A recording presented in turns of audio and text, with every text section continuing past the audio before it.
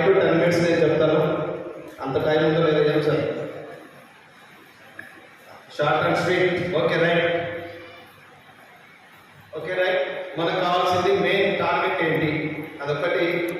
నేను లైఫ్లో ఏం తీసుకున్నాను, ఏం తీసుకోబోతున్నాను, ఫ్యూచర్లో ఎలా ఉండేది, ఇప్పుడు ఎలా ఉన్నా, ఫ్యూచర్లో ఏం చేయబోతున్నాను, ఈ మూడే. ఓకే, గతంలో ఎలా ఉన్నాను, ఎలా ఎంటర్ అయినాను, ఇప్పుడు ఏం ప్రజెంట్ ఏం తీసుకుంటున్నాను, ఫ్యూచర్లో ఏం తీసుకోబోతున్నాను. ఓకే, ఈ 4 చూసుకొని ముగించేసుకుంటాను. Thank you.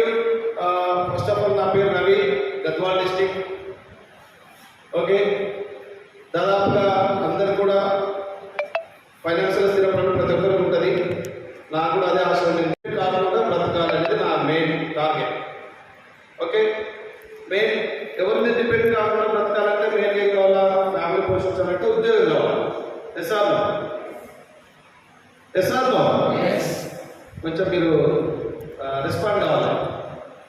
ఓకే, ఉద్యోగం కావాలి. ఉద్యోగం కావాలంటే ఈ కాలానికి చాలా టఫ్గా ఉంది. మీ అందరికీ తెలుసు ఉద్యోగాలు ఎలా ఉన్నాయి, ఎంత కాంపిటీషన్ ఉంది, ఎన్ని లక్షల కాంపిటీషన్ ఉంది అనేది మీ అందరికీ తెలుసు. ఓకే, నేను కూడా చదువుతో పూర్తి చేసుకొని, టెక్నికల్గా పూర్తి చేసుకొని, సివిల్ ఇంజనీర్ చేసి 2006 డిసెంబర్ 25వ తారీఖున నేను ఉద్యోగంలో ఏవియేషన్ డిపార్ట్మెంట్లో జాయిన్ అయినాను. ఓకే, జాయిన్ అయినప్పటి నుంచి దాదాపు 16 సంవత్సరాలు నేరేసి 2019 వరకు ఉద్యోగంలో కొనసాగినాను. ఉద్యోగం అనేది మీకు తెలుసు, ఖచ్చితంగా గవర్నమెంట్ ఎంతైతే ఫిక్స్ చేసిందో అంతకంటే ₹1 ఎక్కువ. Yes or no? ఉద్యోగంలో ఎంప్లాయీస్ ఉన్నారు ఎవరైనా ఇక్కడ? Government employees or private employees? Okay, government ఎంతైతే ఫిక్స్ చేసిందో అంతకంటే ₹1 కూడా ఎక్కువ రాదు. సో అక్కడ వచ్చేసేసి limited income. Yes or no? ఉద్యోగంలో లిమిటెడ్ ఇన్కమ్. ఓకే, మనందరికీ తెలుసు ఇప్పుడుండే కాలానికి లిమిటెడ్ అవసరమా, అన్లిమిటెడ్ అవసరం?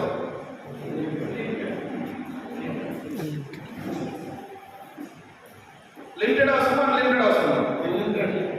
అన్లిమిటెడ్ కావాలి. అయితే ఉద్యోగంలో ఏముందంటే లిమిటెడ్ ఉంది. అవునా? లిమిటెడ్ ఇప్పుడు మనకు వచ్చే శాలరీలో ఇప్పుడుండే కాలానికి ఆఫ్టర్ 10 years తర్వాత వచ్చే కాలానికి లిమిటెడ్ ఇన్కమ్ సరిపోతుందా? సరిపోదు. నేను అది ఆలోచన చేశాను. కానీ ఏం సోర్సెస్ లేవు.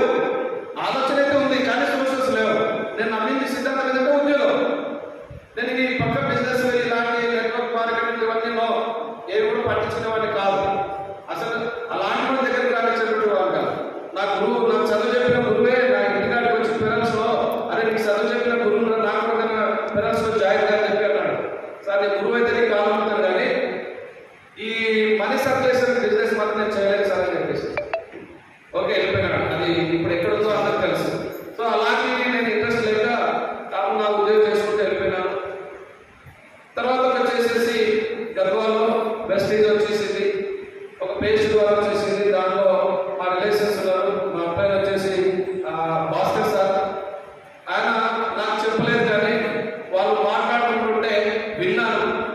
విని వాళ్ళని ఎగతాళి చేసిన దినాలు కూడా ఉన్నాయి. ఎందుకంటే వెస్టేజ్ అంటే ఫస్ట్ గుర్తొచ్చేది ఏంటంటే వేస్టేజ్. ఓకే, ఫస్ట్ వర్డ్ ఏమొచ్చేదంటే వెస్టేజ్ అంటే వేస్టేజ్ అని గుర్తుంది. ఆ రకంగా వాళ్ళు వేస్టేజ్ అనే ఒక సైన్యం, ఒక గుంపు కోరుకొని ఏదో చేస్తున్నారనే ఎగతాళి కూడా చేసిన వ్యక్తి నేను. అయితే వాళ్ళు మాట్లాడుకుంటుంటే ఇది బాగైంది, మొక్కలు బాగైంది, గ్యాస్ విని నాకు జాయింట్ పెయిన్స్ ఉన్న ప్రాబ్లమ్స్ ని సాల్వ్ చేసుకున్న వాడి తర్వాత రిజల్ట్ వచ్చిన తర్వాత దాన్ని అయినా కూడా పట్టించుకోకుండా నా ఉద్యోగం నేను వెళ్ళిపోతూ వచ్చాను. ఓకే, అట్లా వెళ్ళిపోతున్న సమయంలో తర్వాతకి ఒక 1 month తర్వాత 1.5 month తర్వాత నా దగ్గరకు వచ్చి ఇన్కమ్ ప్లాన్ చెప్పడం స్టార్ట్ చేసినాడు మా శిక్షవల్లి సార్. ఓకే, శిక్షవల్లి సార్ వచ్చి ఇన్కమ్ ప్లాన్ చెప్తే నాకేం అర్థం కాలేదు. అయినా విన్నాను. ఎందుకంటే నేను ఆ మైండ్లో లేదు. నా మైండ్ అంతా ఉద్యోగం మైండ్ కాబట్టి నేను ఆ మైండ్లో లేదు.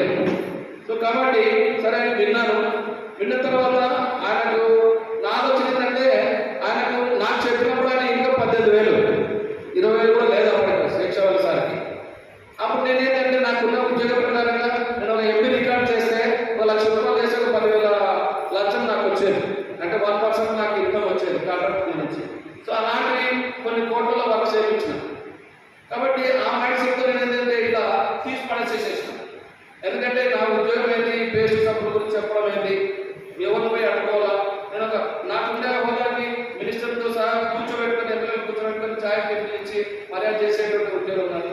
ఎందుకు మనం దాని మీద ఇంట్రెస్ట్ ఉండాలి? టెక్నిక్స్ తీసుకున్నాం. అయితే 1 year లోపల ఆయన ఇన్కమ్ వచ్చేసి 18,000 నుంచి 1 lakh జంప్ అయింది. ఓకే, 1 lakh జంప్ అయినప్పుడు నేను అప్పుడు కొంచెం ఆలోచన చేసిన. ఏం ఆలోచన చేసిన? 16 సంవత్సరాలు చేస్తే కూడా నాకు అంత ఇన్కమ్ రాంది. ఇక్కడ 1 year లో 1 lakh తీసుకుంటున్నప్పుడు మనం ఏం చేయకూడదు ఇలాంటిది. ఓకే, అందులోకి వచ్చేసేసి ఆయన చదివింది 10th క్లాస్, నేను చదివింది సివిల్ ఇంజనీర్. ఓకే, కొన్ని వేల కట్టి చేసేసిన, ప్లస్ కొన్ని కెనాల్స్ కానీ అవన్నీ చేసేసినటువంటి ఆ నాలెడ్జ్ ఉంది. కానీ ఇవన్నీ నాలెడ్జ్ లేదు. సరే చెప్పేసేసి ఆయనే చేస్తున్నప్పుడు నేనేది చేయకూడదు. అప్పుడు కొంచెము ఆలోచన చేసి కొంచెం బాడీలో ఒక రకంగా నేను డిఫరెంట్ ఫైరింగ్ స్టార్ట్ అయ్యాను. ఓకే, నాకు అల్లెదురుగానే ఇప్పుడు మీరు విన్నారు కదా, మీరు వినకుండా పెడితే పెట్టి 1 year లోపల నాకు 1 lakh వచ్చింది అనుకో, అప్పుడు మీకు ఎలా ఉంటుంది? ప్రతి ఒక్కరికి ఫైర్ స్టార్ట్ అవుతుంది, మంట స్టార్ట్ అవుతుంది బాడీ లోపల. అలాంటి మంట నాకు కూడా స్టార్ట్ అయ్యి ఇమ్యూనిటీ ఏం చేశానంటే ఉద్యోగానికి రిజైన్ చేస్తున్నాను. ఓకే, ఉద్యోగానికి రాజీనామా చేసుకుని వచ్చే వాళ్ళు ఉన్నవారు ఉన్నారా? మన వెస్టీజ్లో పార్ట్ టైం చేసే వాళ్ళు కూడా ఉన్నారు, ఉద్యోగం చేసే వాళ్ళు ఉన్నారు 9%. ఉద్యోగానికి నేను రాజీనామా చేసుకుని బిజినెస్లోకి వచ్చిన. చాలా మంది ఏమన్నారంటే నీకే పిచ్చి పట్టిందా, ఉద్యోగం లేక ఎంతమంది రోడ్ల పాలవుతున్నారు, నేను ఉద్యోగం పెట్టుకుని ఎందుకు రాజీనామా చేసిన మెంటాలిటీ అందరూ నన్ను తిట్టడం స్టార్ట్ చేసిన. మా ఇంజనీర్ కూడా నేను రిజల్ట్ పెడితే మా ఎస్సీ గారు కూడా పక్క పడేసేసారు, 15 రోజులు పక్క పడేసేసారు. కాబట్టి అలాంటి పరిస్థితుల్లో దాన్ని ఆయన ఎదిరించి నేను దౌర్జన్యంగా కొట్లాడాలని రిజల్ట్ ఎక్కడ పెట్టించుకొని కమిట్మెంట్తో వర్క్ చేసినాను. నేను చేసింది ఏంటంటే షాప్ మార్కెట్ వస్తువులు మాట. ఇదేదో చాలా మంది ఏమనుకుంటారంటే ఏదో పెద్ద బుద్ధలో చూస్తుంటారు, మైక్రోస్కోప్లో చూస్తుంటారు. ఓకే, మైక్రోస్కోప్లో చూస్తే చిన్నదైనా సరే పెద్దగా కనిపిస్తుంది, కొండ గుట్టంతా కనిపిస్తుంది. కానీ అలా చూడదు, అట్లా చూస్తే మాత్రం మనం ఈ బిజినెస్ చేయలేము. అలా చూడకుండా నేను చేశాను జస్ట్ షాప్ మాది. నేను ఉద్యోగం చేసినా కొనాల్సిందే, కూలి పని చేసినా కొనాల్సిందే, ఏ పని చేసినా కొనాల్సిందే అనే ఉద్దేశంతో నేను కొన్నాను, వాడినాను. వాడిన తర్వాత నాకు తెలిసిన వాళ్ళకల్లా వాడిపోతూ పోయింది. నా ఫస్ట్ ఇన్కమ్ వచ్చేసేసి 150 రూపాయలు. ఓకే, 150 రూపాయలు 750 ఫాస్ట్ ఆటో వచ్చారు. హైయెస్ట్ ఇన్కమ్ వచ్చేసి అది చేసుకుని వెళ్ళిపోయిన తర్వాత ఇప్పుడు 70+ వచ్చింది. ఓకే, 70+ పైన ఇన్కమ్ తీసుకుంటున్నాను. ఇప్పుడు ఆల్రెడీ 1.5 year క్రితమే నేను కూడా Tata tag top model car తీసుకున్నాను. ఇప్పుడు మీ సార్ తీసుకున్నటువంటిదే. ఓకే, తర్వాత వచ్చేసేసి నా టీంలో స్టాఫ్ డైరెక్టర్ ఉన్నారు. ఓకే, కాబట్టి ఇలాంటి లైఫ్ లైన్ ఇచ్చినటువంటి ఈ యొక్క వెస్టీజ్ కంపెనీ ఎవరికి కూడా అన్యాయం చేయదు. ఎక్కడైతే మీరు ఎవరైతే కొత్త వాళ్ళు వచ్చినారో నాకంటే టాలెంటెడ్ పర్సన్స్ ఉన్నారు. ఓకే, మీరు కరెక్ట్ దీన్ని ఉపయోగించుకోండి. ఎక్కడ టైం వేస్ట్ చేసుకుంటూ ఉపయోగించుకుంటే మీరు లైఫ్లో విన్నారు. ఓకే, ఇంకొకటి ఏంటంటే లాస్ట్ అండ్ ఫైనల్గా జస్ట్ ఎవరు చెప్పిన విరుద్ధంటే లైఫ్లో ఒకటేది బాగుపడాలి, ఫైనాన్షియల్గా స్థిరపడాలంటే ఒకటి ఏంటంటే 3 షాపులు మారండి. ఓకేనా, జస్ట్ 3 షాపులు మారండి. ఒక షాప్ వచ్చేసేసి కిరాణా షాప్, ఒక షాప్ వచ్చేసి మెడికల్, ఒక షాప్ వచ్చేసి ఫర్టిలైజర్ షాప్. ఈ 3 షాపులు మాత్రమే మీ లైఫ్ మారుతుంది. ఈ 3 షాపులు మారడం వల్ల మీ లైఫ్ మారుతుంది. మీ లైఫ్ మారడంతో కాకుండా 3 తరాల వరకు నీకు పర్మనెంట్ సెక్యూరిటీ కూడా ఉంటుంది దీంట్లో. సో అలాంటి లైఫ్ ఉంది. ఇంకొక చిన్న వర్డ్ చెప్పేసి నేను ముగిస్తాను. ఏంటి ఆ చిన్న వర్డ్ అంటే, చాలా మంది ఇక్కడ మ్యారీడ్ ఉన్నారు కదా, మ్యారీడ్ అయిన వాళ్ళు ఎంతమంది ఉన్నారు? 1 minute ముగించేసేసారు.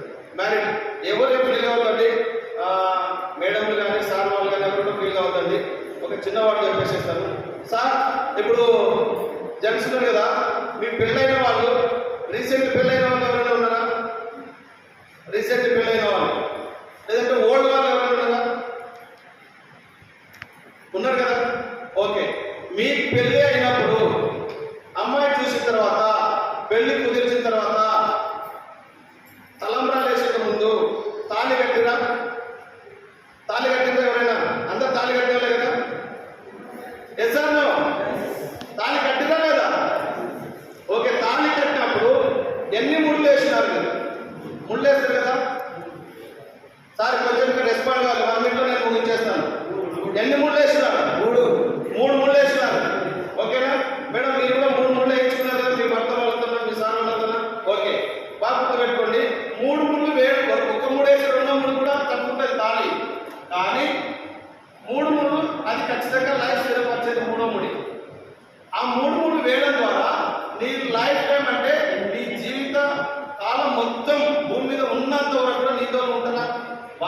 భర్త కావచ్చు, ఇలా తల్లినా బుద్ధినా తాగినా ఏం చేసినా వాళ్ళతో పడుతుంటామా? ఓకే, అట్లాంటి ఆ మూడు వేయడం ద్వారా అంత లైఫ్ ఉన్నప్పుడు 3 షాపులు మారితే మీ లైఫ్ మారుతున్నప్పుడు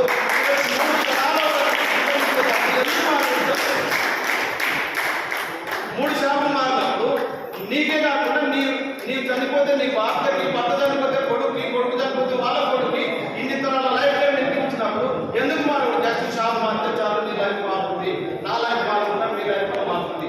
ఓకే ఫ్రెండ్స్, మీరందరూ కూడా షాప్ మారండి, మీ లైఫ్ మార్చుకోండి. Thank you. అవకాశం ఇచ్చినందుకు కామారెడ్డి లీడర్స్ గారు కూడా థ్యాంక్ యూ వెరీ మచ్. ఒక షాప్ తీసుకొని ఒకరికి హ్యాండ్ ఓవర్ చేసి 5 నుంచి 10 లక్షల స్టాఫ్ ఇక్కడ కామారెడ్డిలో పెట్టింది. ఎస్ఆర్లో ఆ షాప్ ఎవరిది? మనదే.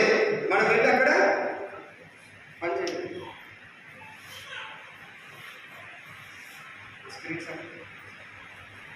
అక్కడ షాప్ ఎవరిది? మన కంపెనీ కంటే మంది కదా. మీరు రావద్దని చెప్తారు ఏమైనా? మనం ఎవరు తెలుసుకొని మనం వ్యాపారం చేసుకోవచ్చా? ఎస్ఆర్ ఇప్పుడు చూడండి, అదే మనం బోర్డుగా పెడితే పెట్టుబడి పెట్టలేదు. ఎలాంటి పెట్టుబడి లేదు, పెట్టుబడి మొత్తం కంపెనీ పెట్టి. నెంబర్ 2 పాయింట్, పని వాళ్ళ అవసరం లేదు. మనకు అక్కడ ఏమైనా పని వాళ్ళ అవసరమా? అవసరం లేదు. నెంబర్ 3, షాపు అవసరం లేదు, ఆల్రెడీ కంపెనీని పెట్టేసింది. ఇది వెరీ ఇంపార్టెంట్. రోజంతా అక్కడ షాప్తో ఉండాలి. ఇక్కడ మనకు ఇష్టం వచ్చినప్పుడు మాత్రమే చేసుకోవచ్చు.